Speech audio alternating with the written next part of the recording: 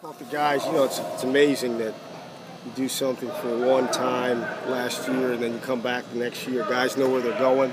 At the speed that you want them to practice at.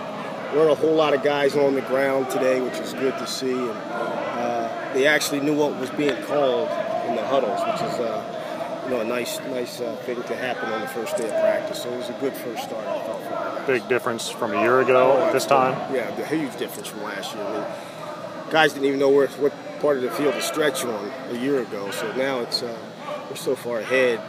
Obviously, we've got a long way to go, but it's nice to be able to run practice and not worry about some of those little things that you shouldn't have to worry about. Considering all that Mostert is involved in right now, with the track, the NCAA is coming up, and how much you guys have them out there doing so many reps, how do you sort of manage him to make sure he doesn't get too worn out here? Yeah, we're going to have him go full go this week, which is only 2 practices, and it's no contact, obviously.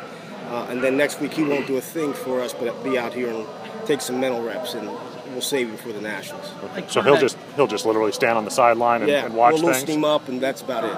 Yeah.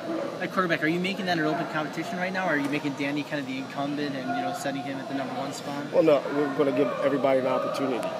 And Danny obviously came off last season as the front runner, but giving Austin a chance to compete for the job as well as David. How do you think they'll look today? Well, we'll see the film here in 15 minutes or so, but for a first day, I think they completed a lot of balls, and I thought they looked comfortable. I thought they pulled it down when they should have pulled it down, which is something I begged for us to do last year, so it was good to see him do that. What's the next step for Danny Etling in his growth?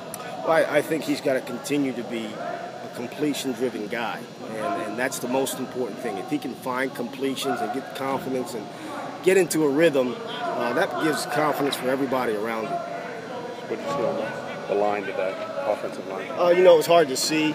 It's hard sometimes without pads to determine how guys are playing.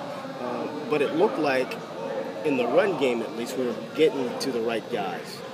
We'll see that here for sure on the film. What's the biggest difference from that last practice in November to today? There's a lot of differences. One, obviously, we're in pads last year and hitting and those types of things, but there's a little bit more confidence right now in the scheme, more so than anything. The guys understand what the language is, and that helps immensely.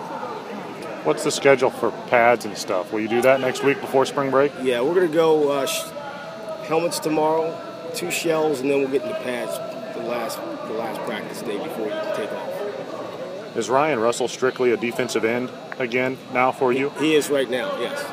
Just, do you feel, after looking back at last year, did you just feel that was a better spot for him? Well, I think he's better with coming off the edge as an end. Probably a little bit better than dropping in the coverage, but he can do that. He can drop in the coverage, but he's probably a little bit better with his hand on the ground. What do you hope to accomplish with these practices? The big thing is getting confidence. Our guys understand what they're doing, how fast they can do it, and coming out of here after 15 practices, really feeling good about our base offense, defense, and special teams. Thanks, Darrell. All right.